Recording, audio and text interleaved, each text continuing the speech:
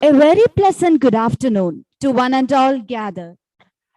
On behalf of Saintgits College of Applied Sciences, I wholeheartedly welcome you all to the second day of the national webinar series, India's Economic Reforms, a Boon or Bane, organized by the Department of Corporate Economics and Internal Quality Assurance Cell of Saintgits College of Applied Sciences to commemorate the 30th anniversary of India's economic reforms. Eminent resource persons shall be sharing their ideas and views in this webinar series with us from 7th August to 17th August. The esteemed speakers for the upcoming session are Dr. Thomas Isaac, Dr. K.J. Joseph, Mr. Murali Ramakrishnan, Mr. V.K. Matthews, and Mr. Mondeep Singh Ahluwalia. As part of the webinar series, along with the knowledge sharing sessions, a virtual national level elocution competition for students has also been organized on each day of the series. The prizes for the competition are sponsored by South Indian Bank. Now, I would like to announce the name of Day 1 elocution winner. It's none other than Miss Nisha Anna Jose of Christu Jayanti College of Law, Bangalore. Congratulations, Nisha. The speaker for today's session is Dr. T.M. Thomas Isaac. Please note that there will be a question answer session after the keynote address. Kindly share your questions in the chat box of Zoom or YouTube. We shall address the posted questions in the Q&A session. Further, the link for the feedback will be shared at the end of the session through Zoom or YouTube chat box. Participants are requested to fill the same. May I now invite Dr. K.K. John, Principal, Saintgits College of Applied Sciences, for the welcome address. Respected Dr. T.M. Thomas Isaac, former Minister for Finance, Government of Kerala, member, Central Committee of CPIM, our Director, Thomas T. John, Chairman of Saintgits Group of Professional Institutions, Engineer Punnus George, Professor M.C. Joseph, Associate Director, General Coordinator of the program, Professor Anu Zakaria, General Convener Resmi Susan Jacob, Deans, HODs, colleagues from various parts of the country, and media persons, and my dear students. As already announced, this is the second session of the 7th day webinar series on India's economic reforms.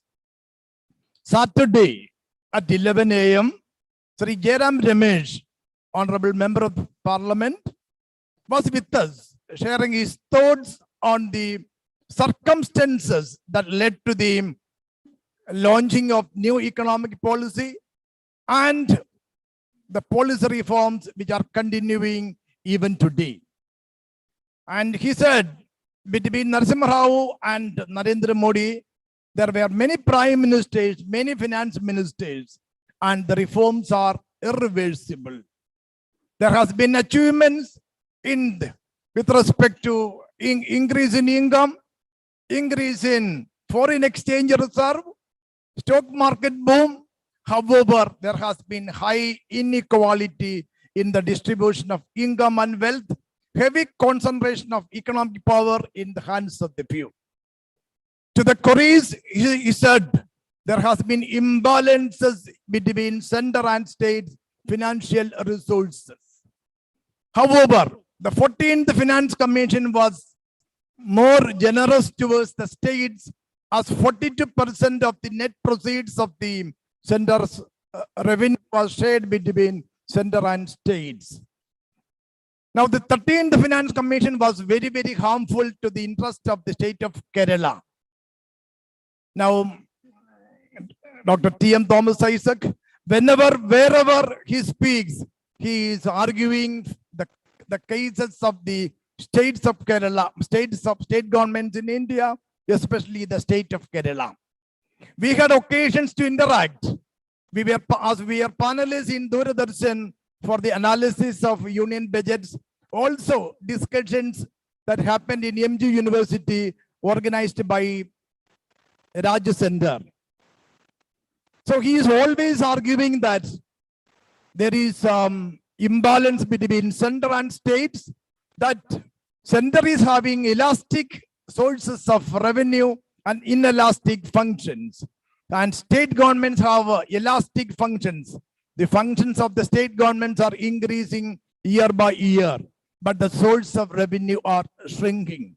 So there is a need for more and more devolution of funds from center to the states, because it is state governments which are dealing with the people's program.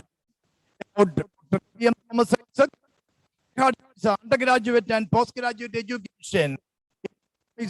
At those times, Maharajas College was affiliated to University of Kerala. Thereafter, moved to Jawaharlal Nehru University for MPhil and PhD.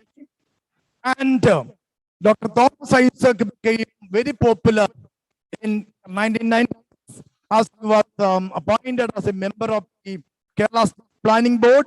He was very much associated with the planning program. In India, elected to Legislative Assembly from Maragaram constituency. And next election, that is 2006, he was re-elected Maragaram, and fortunate enough that Thomas Isaac was appointed Minister for Finance. So he was a man with a hot vision. He cared for both the middle class people and also the weaker sections and the downtrodden. He always took the case of the fishermen, the choir workers, cashew workers, agricultural workers, and the NGOs and the pensioners.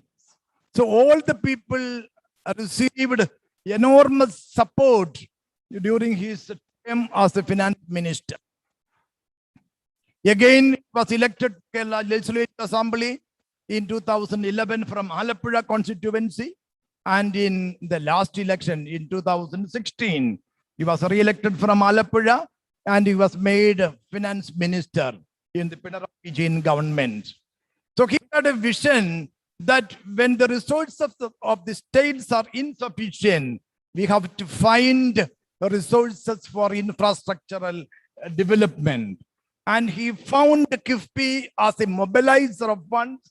He mobilized funds from various sources, and that the infrastructural development has got a quantum jump during his tenure as the finance minister. Now the employees of the state government and pensioners also got enormous pay revision during his during his tenure as the finance minister. I did not want to prolong. We are to hear from Dr. Thomas Isaac his wisdom. He always finds it a pleasure to chat with students in various universities and colleges. As a finance minister, he had occasions to interact in the GST Council. He always argued the cases of all the states, and of the then Honorable Union Finance Minister Arun Jaitley always listened to the views of Dr. Thomas Isaac. It is with great pleasure we extend to sir a most affectionate welcome. We welcome our director, Sri Thomas T. John, Engineer Pennus George, our beloved chairman, Associate Director, Professor M.C. Joseph, the Chief Coordinator of the program, Professor Anu Zakaria, the convener of the program, Rashmi Susan Jacob, my faculty colleagues, and students who have joined from various parts of the country. Thank you. Give it much. Thank you, John, sir. I take this opportunity to invite our speaker for the day, Dr. T.M. Thomas Isaac, former Minister for Finance, Government of Kerala, from 2006 to 2011 and 2016 to 2021, member of Kerala State Planning Board from 1996 to 2001, member of the Central Committee of the CPIM, and one of the renowned economists for the keynote address on economic reforms and Kerala. Sir, please. Thank you. Respected friends,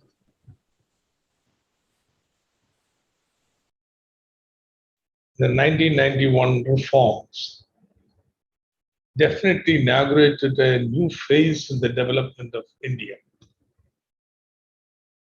Broadly, the economic development of country can be divided into three phases. One, the colonial period up to 1947. Two, the post-independence period up to 1991.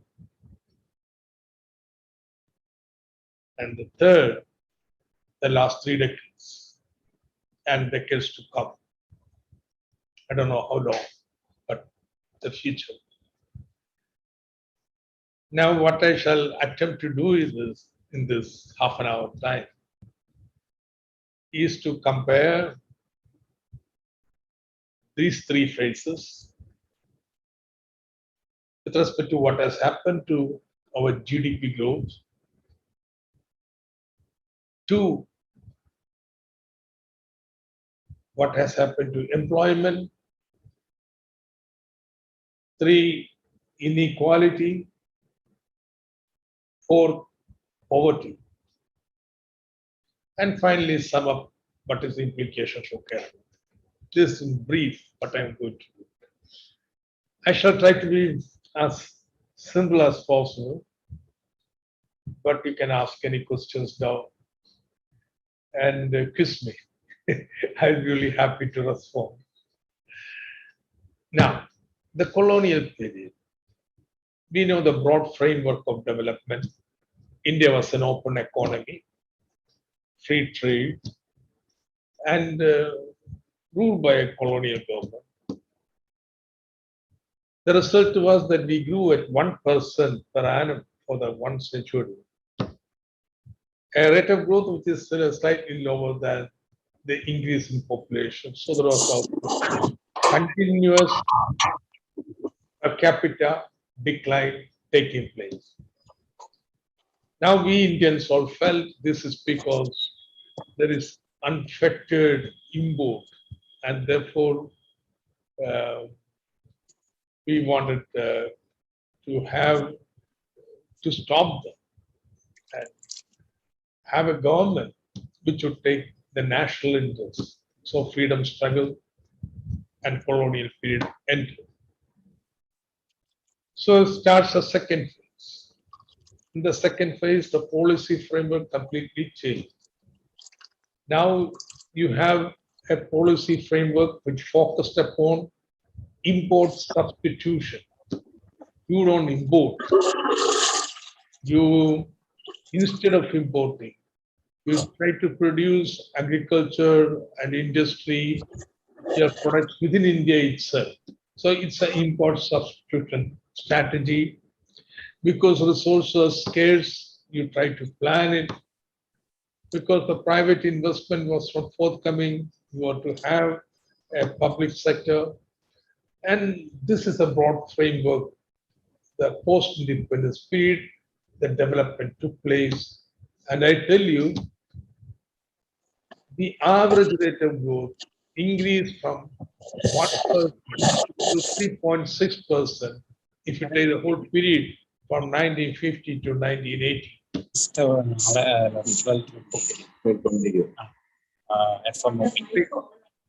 3.6%. Now, one thing that happened was the rate of growth was slowing down, primarily because your domestic market was not expanding, and therefore you thought we will go to an export-oriented growth. And we started such reforms in 1980s. But we came to grief. We soon landed up in a major foreign exchange crisis, balance of payment crisis. And at that juncture in 1990, we had, say, those who ruled did not have option other than to bring in the reforms. Now, these reforms involve one, opening up the economy, no restrictions on imports.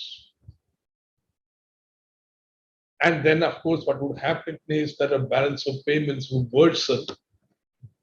Therefore, we said if the balance of payments worsen, that is an indication that we are undervaluing a currency. Therefore, foreign exchange rate was freed. But then exchange rate, when freed, it worsened terribly. Devaluation was taking place. And therefore, we decided to have a squeeze on the economy itself. So in the first half of 1990s, growth dropped because government was cutting expenditure and the consumption was squeezed so that the import could be contained. Then how do you get out? This is called policy of fiscal stabilization. So how do you get out of this? We get out of the situation by encouraging foreign capital. Oh, is it on my side? This background noise is coming. Okay. I think somebody's mic is on, and that's why this background noise is entering the discussion. Okay, what I am saying is that, so then how do we get out of this planned recession that was setting in? It's deliberately a recession brought in to balance the foreign exchange, balance of payments. That's why by opening up to foreign investment. Now, to encourage foreign investment, it is necessary the structure, basic structure of the economy, how our agriculture, how our industry, how our trade, how our banking is running has to be changed to meet the international standards, let me put that way, so that more and more foreign capital are invited to India, and that would bring in a period of growth. And that period of growth has indeed taken place. Our growth rate increased to 7.6 to 8% during the last 30 years. Now, this is the biggest argument in favor of the new reforms. It has enabled us to move from 3.6% growth to 7.6% growth. It is one of the fastest growing economies in the world today. And this is the biggest argument in favor of the reforms. Now, I do not want to contest that our growth rate has accelerated, but I want you to look in a proper perspective. You have a long colonial period where growth was taking place at 1%, and the post-independence first 4 decades, the growth rate increased to 3.6. It's a more than 3.3-fold increase in the growth rate. And then you have 1980s, where growth rate increased to 5.6%. Now you have the new reform period, where the growth rate increased to 7.6%. Now, all that I want to tell you is this kind of visions of content jump, a miraculous growth and so on are misplaced. Even when the reforms were ushered in, if you look at the data, you will find there was nothing wrong with our industry. Our industry is growing around 8%. our agriculture was doing pretty well. As I told you, 1980s was a period of growth of 5.6%. The problem was with our balance of payments. We didn't have the foreign exchange reserves. That brought the whole crisis in our external relations. It is primarily to address the external crisis, the foreign exchange crisis. The reforms were ushered, and it has increased the growth rate. But the question I want to raise is, what has it done to distribution? The growth has improved, but what have the people received? What is the share of the people in this growth? The first and most important would be, how has the employment grown? Okay. Now the share of the people will be determined by how much they get as wages or salaries, which will depend upon primarily one, the wage rate, and other, how many people do get employed. Therefore, employment is very, very important. Now, let me just give you a simple statistics. During 1990s, the employment creation was 2.02% per annum. 2.02% per annum during the 1980s. And during the 1990s, it fell to 1.54% per annum. During the 2000s, it fell to again 1.47% per annum. And now in the latest decade, the growth has been 0.03% per annum, virtually jobless growth. Now your growth rate, your GDP growth has accelerated, and your employment growth has totally decelerated. And you have a decade where virtually there is no employment being created, net employment. Why is it so? The primary reason is agricultural employment has been marginal. The data is there. I don't want to bore you with the data in a webinar. The collapse of the agricultural employment has been primarily, for example, you find a big decline in the share of employment to 45% in agriculture. But not only is there no concomitant increase in the share of the GDP for agriculture, you will find the generation of employment in the non-agriculture sector is not sufficient to absorb the people who leave or forced to leave agriculture sector. So my first proposition with respect to the new reform period is that it is a period where employment growth has decelerated. So much so the last decade, it has been virtually no growth in employment. And usual status, okay, I'm taking that definition, of unemployment in India, which used to be between 2%, 3% ever since this survey began, 2 to 3%, has today increased in the last 2 decades to 6.5%. So this is the first issue that you have to address. Growth may have been good, but employment has been very bad and getting worse. Second is, what has happened to inequality between the rich and the poor? How is the distribution? Let me just give you, say, top 1% of India. Their share in wealth between 1961 and 1981, the share in the wealth of top 1% of India marginally increased from 11.9% to 12.5%, virtually remained the same. From 1991, reforms are being implemented.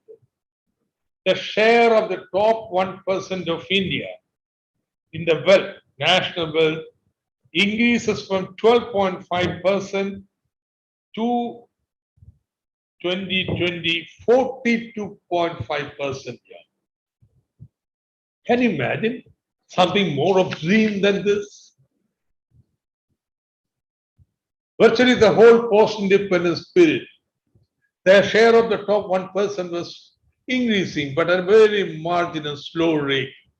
And then what happens? From 12.5% in 1980s, it increases to 42.5% in 2020s. 2020. So that is something terrible that has happened.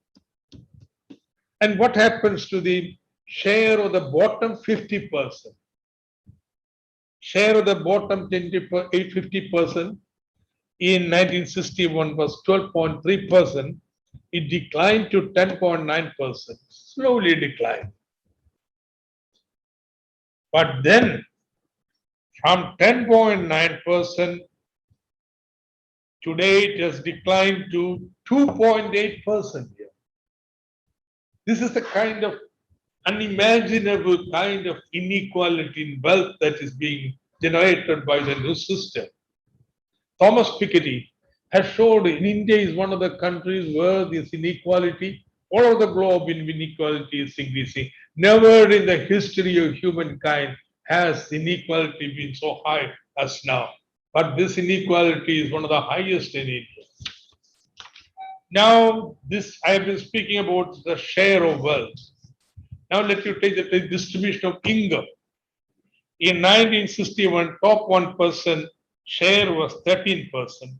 And then throughout the post-independence period, it was declining. It declined to 6.9% in 1981. And since then, what has happened? It has steadily increased 21.7% in 2020. I want you to this fact to sink in.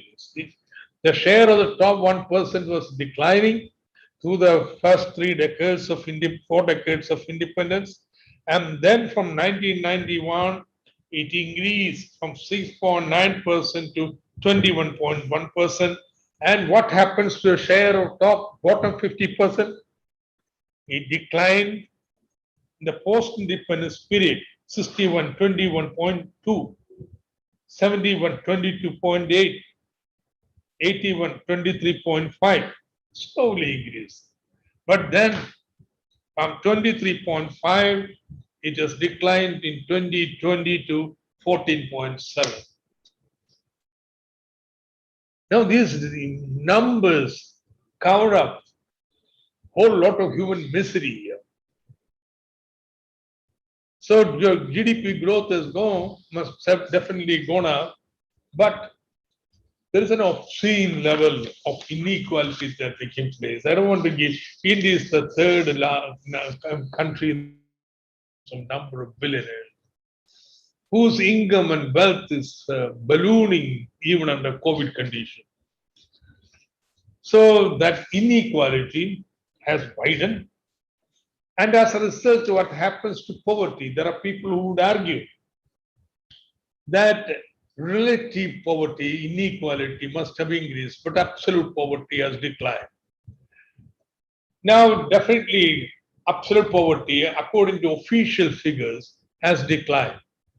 There are two caveats to it. One is that they have changed the definition. From 1973, 74, when you started taking these poverty numbers, we were banking on a poverty line. Our poverty line was based on a minimum calorie intake. Now, later in the years, they have changed this, delinked it from the minimum calorie and put it on a minimum income. And that makes a big difference. If you are taking the minimum calorie of 2,200 kilocalories in the rural areas, 2,100 kilocalories in the rural urban areas, your poverty does not decline. But I am just accepting the official figures. Now what happens? 73, 74, it is 54.9. 10 years later, 83, 84, it is 44.5%, 10 percentage point down. 93, 94, when the reform started, it was 36%. In this intervening period, the poverty declined by more than 20%. But since then, what has happened? Since then,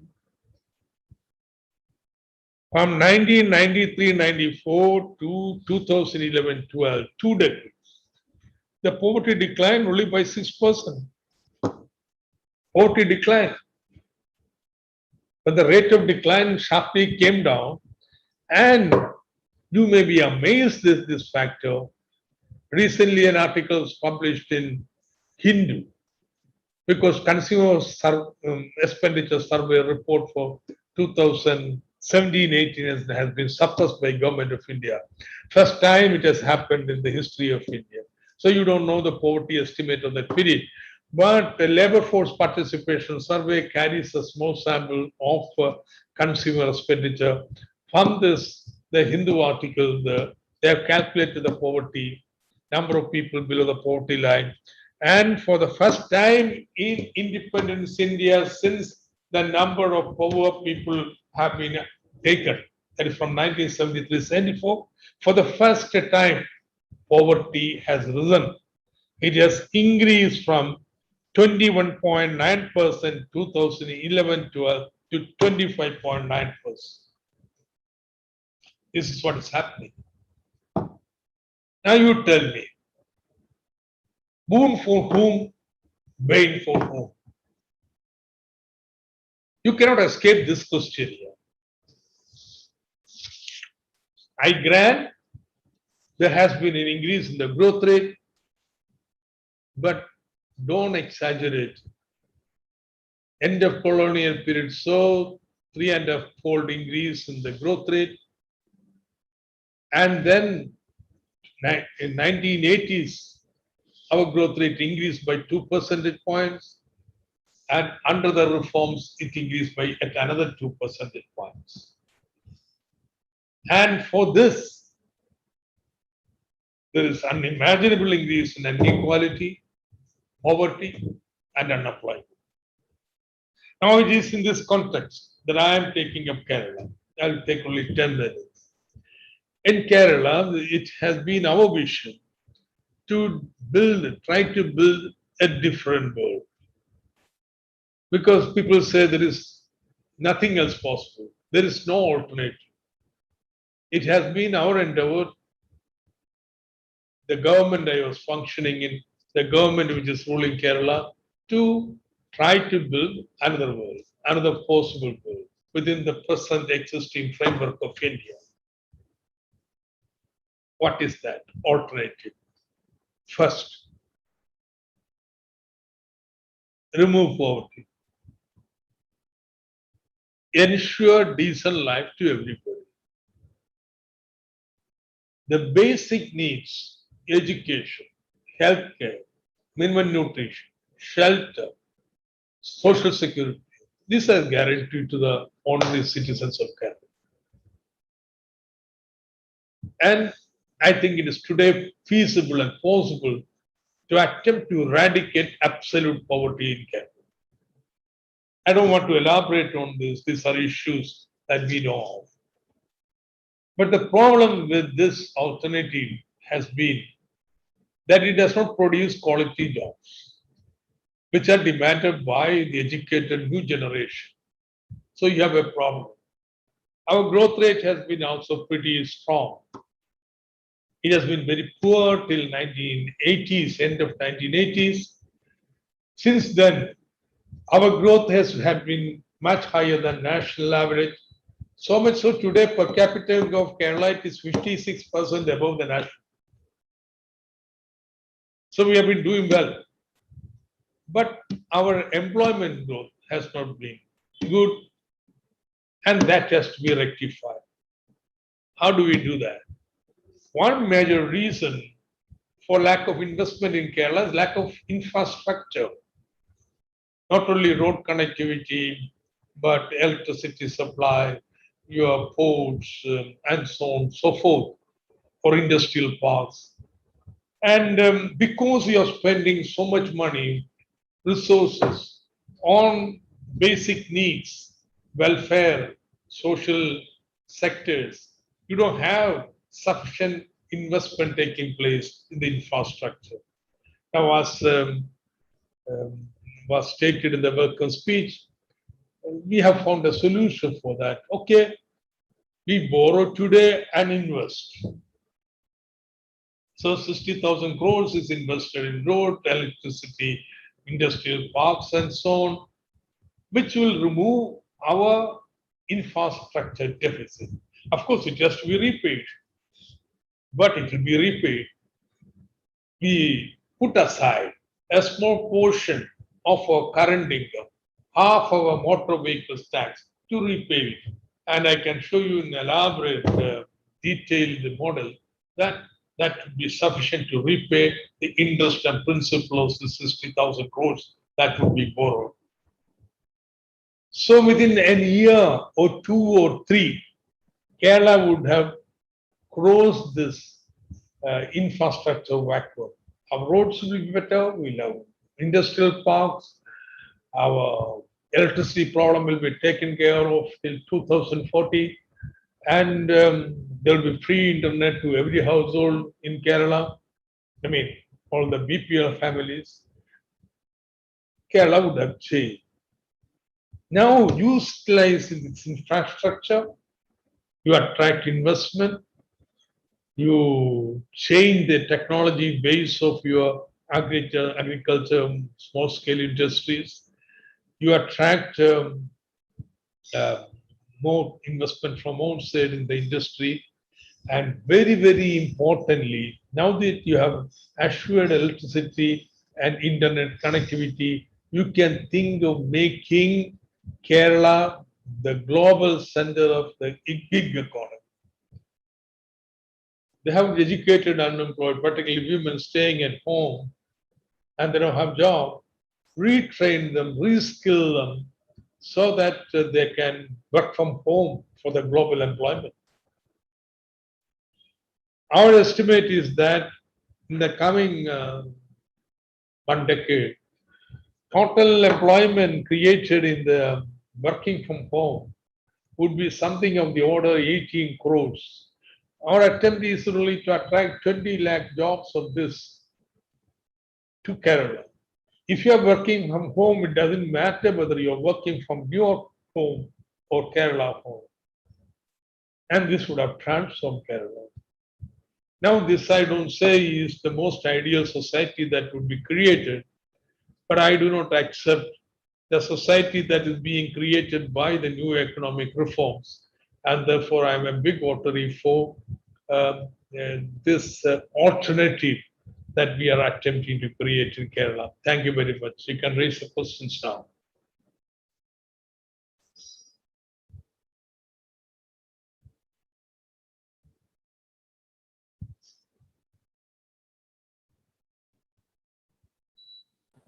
Yes. Thank you, sir, for your valuable insights on the Kerala economic reforms. It certainly did bring to light the economic reforms in Kerala. We shall now move on to the question answer session. We have received quite a few questions which we shall be addressing one at a time.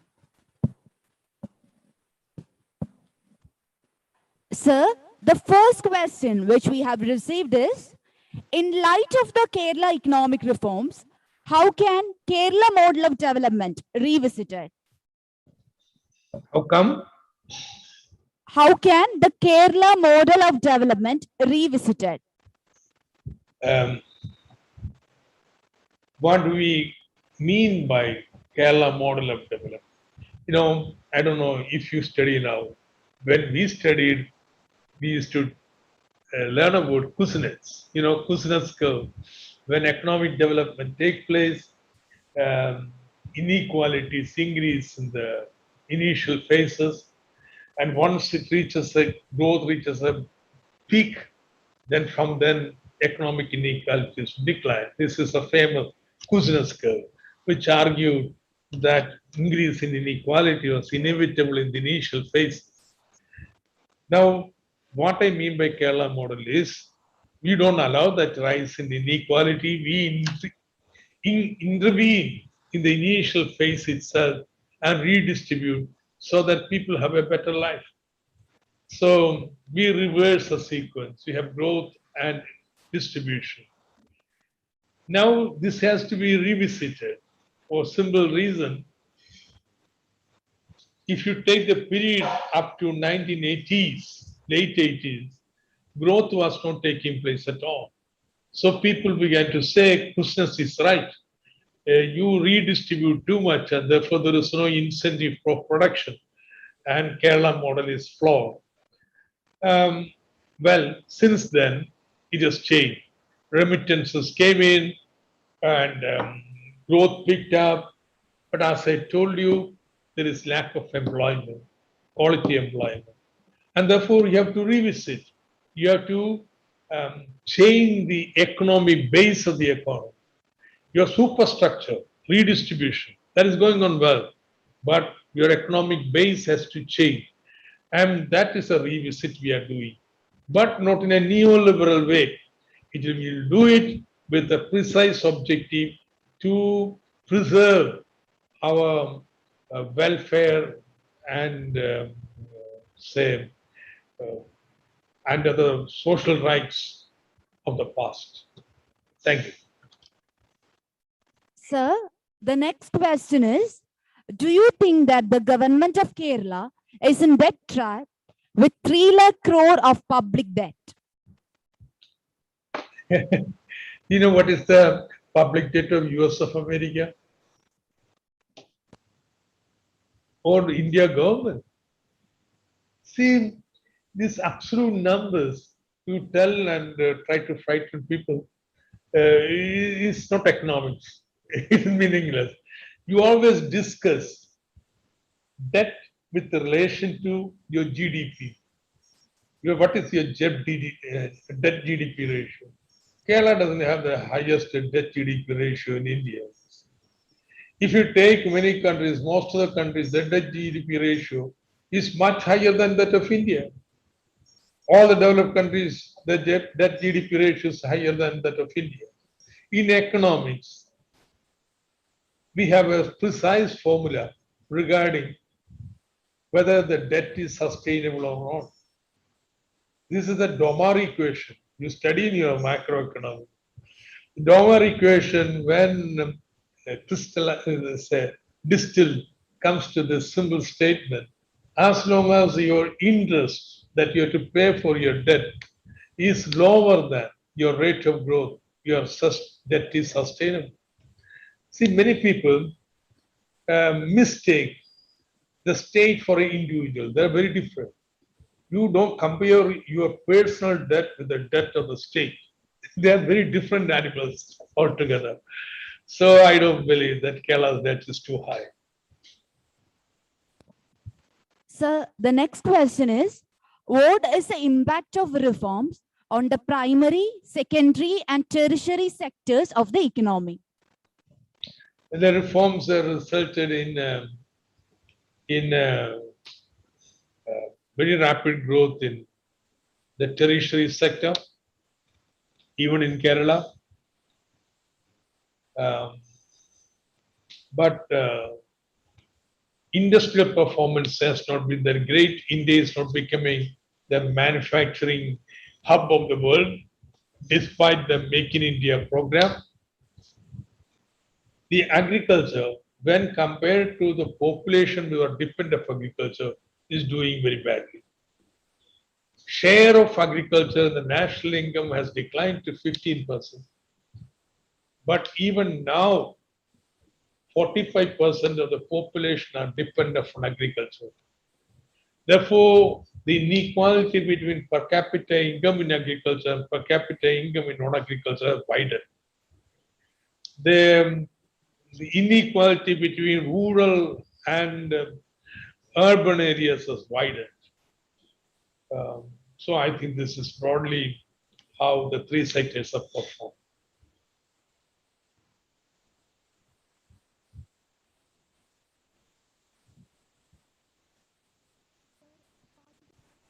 No. No, I don't get you.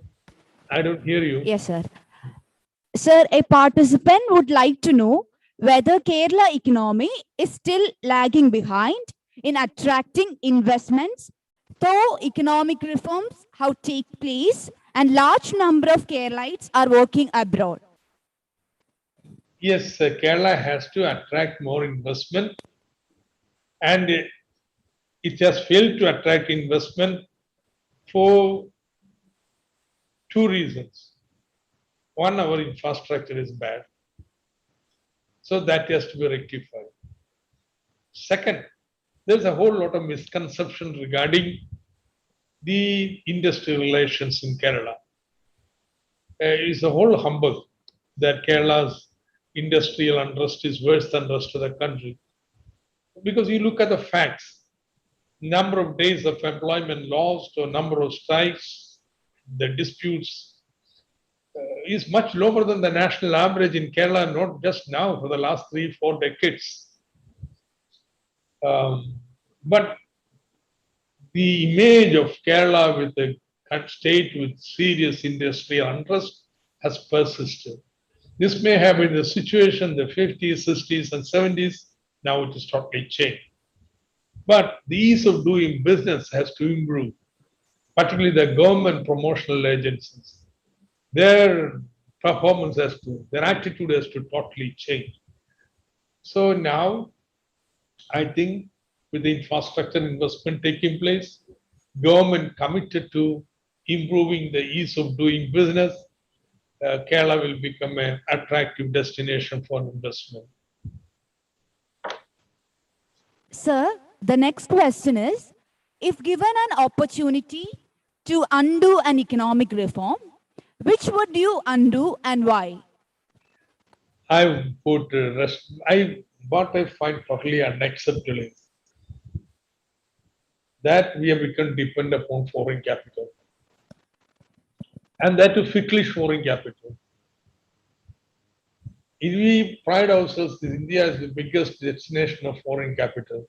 But if you look in the nature of the foreign capital, is not getting invested in real economy, industry, or agriculture, but it is used for playing the in this money market or in the share market and so on, or portfolio investment as they call it. And therefore, I will start dismantling that. I don't want that kind of a portfolio investment to come into India. But I would say no, do not say no to foreign capital investment in areas we require our technology and so on. They should be welcome, but not for portfolio investment.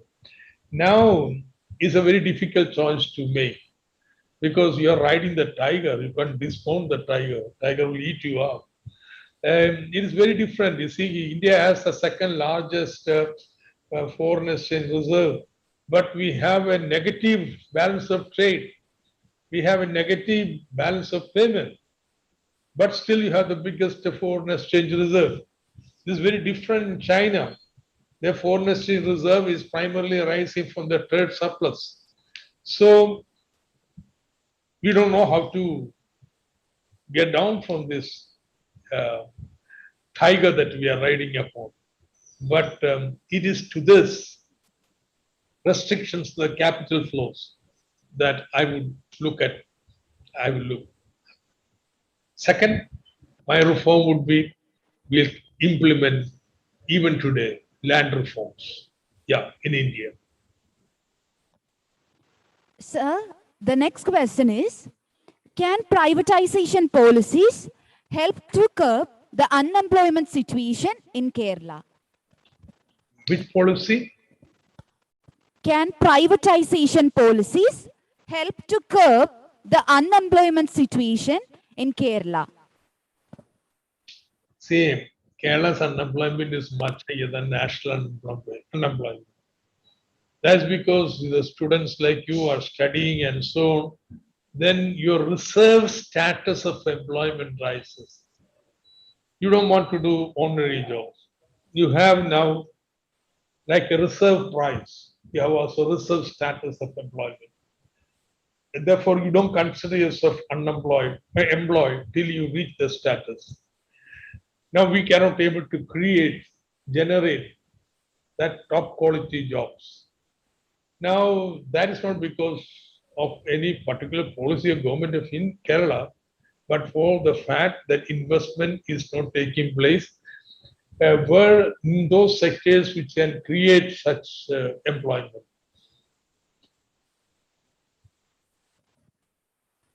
Sir, the next question is, execution has been the main problem for every government in India. How do you propose to ensure effective and efficient execution? So that's where major reforms have to come in.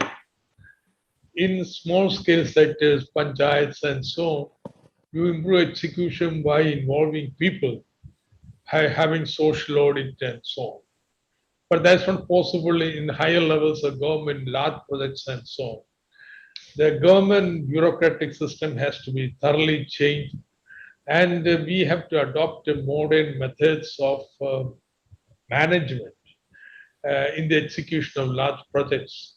Kerala's record in the implementation of large projects are very poor, and we should be able to change that. Sir, the next question is, a participant would like to know whether the COVID crisis affect the Kerala's economy, which has a high development index.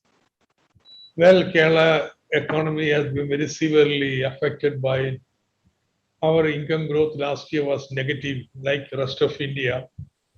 This year also, I think because of COVID, our income would increase, but will be still below the income of Kerala in 2019-20.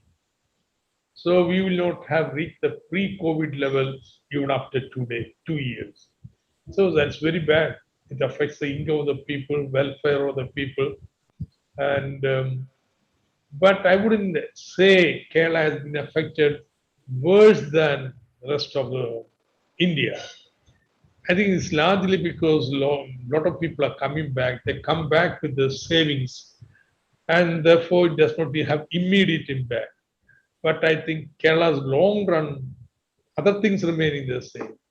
Kerala's long run growth has been affected by COVID. Sir, you are supporting the introduction of GST, but the power of the states to tax has fallen. What is your present view in this regard? My lesson in this regard is that don't trust the sender. because because they didn't keep their word. One, GST has removed the flexibility for the state. Two, center has been, with the help of other states, like-minded states, um, uh, taking arbitrary decisions regarding the rates and so on. So BJP, this GST has to be revisited. I am of opinion, one, the rates will have to be revised. Two, center imposes CGST, state imposes SGST, and interstate gets IGST. SGST states must be given flexibility to increase or decrease the rates by 1 or 2%.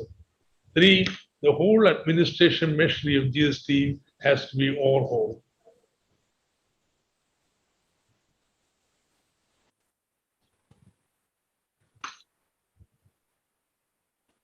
Sir, the last question for the day is, The recent budget announced a slew of low-interest loans to help MSMEs. What steps can be taken to uplift the sector in this pandemic period? Yeah. Kerala's great expectations are on MSME. I do not expect huge outside investment to come in Kerala. My hopes are on startups and so on, educated youth who tend to entrepreneurship. And therefore, it is very important we give additional support to MSME. So to start with, we must have a restructuring plan for the MSME units which have become sick. Um, so, and two, in the second wave, we should ensure that because there is no moratorium and so on, that more MSME sectors are affected, adversely affected. So existing package has to be expanded significantly to support MSME. So in fact, in the India at large, I think since demonetization, MSME sector has been very adversely affected. And that's the reason even before COVID, our rate of growth was coming down. And now, under COVID conditions, the MSME sector has been delivered a grievous blow. Kerala has to go an extra mile out to ensure that our MSME is protected. So thank you very much for the opportunity. Thank you very much, sir, for your very valuable time for patiently answering all the posted queries. Participants, thank you for the questions, for making the session an interactive one, and hope this Q&A session helped in clarifying all your doubts. Sir, Saintgits College is the only college in Kerala to offer corporate economics, which is a judicious mix of economics with accountancy, mathematics, and computer application and management. Will you be kind enough in visiting our college when the COVID-19 pandemic is over? Oh, definitely. I wish now you have something on enterprise, entrepreneurship, management also. Thank you, When you sir. read, yeah, when you read the composition of your curriculum, yeah, very good, whatever included. But I thought there was a missing management element there. Thank you, sir. Thank you very much. May I now invite Professor M.C. Joseph, Associate Director, Saintgits College of Applied Sciences, to share the concluding remarks. Respected Dr. T.M. Thomas Isaac, sir, we are very much honored through your presence and participation in our webinar on India's economic reforms, a boon or bane. People of Kerala admire you as an efficient, able, and effective finance minister. You are also one among the famous economics of India. Besides, you are a famous author, administrator, and organizer. During the last 30 years of Indian economic reforms, started in the year 1991, our country has attained some achievements like eradication of poverty from some parts of India, and a boom in exports, and so on. But we cannot say that we have achieved everything, but is essential. But it is, we cannot say that we have achieved everything and that is essential and needed. But something is better than nothing. Famous poet Robert Frost said in his poem that miles to go before we sleep, miles to go before we sleep. We had to run a race and victories are to be won. Your learned observation on economic reforms are crucial and worth serious consideration by those at the top level. We are glad to say that we acknowledge your views on the following points. That there is tremendous increase in the unemployment rate in India in recent years. Another one, inequalities of income and poverty are increasing in India, at least in some areas. Agricultural development in India has not reached the expected level. But in Kerala, government is providing all basic needs for the people. But the infrastructure development in Kerala has to improve in many areas. We thank you for your effective and fruitful presentation of the subject. We are happy to report that you have successfully answered all queries raised by our participants. We thank you, sir, for your benevolence and patience. We wish you good luck and God's grace in all your future engagements and programs. We offer you a big salute and sincere thanks from the bottom of our hearts. Expressing sincere thanks to all our dear participants, I conclude. Jai Hind. Thank you, Joseph, sir, for your kind words. I remind all the participants to fill the feedback link posted in the chat box of Zoom or YouTube. We have now come to the end of the second day of the National Webinar Series, India's Economic Reforms, a Boon or Bane.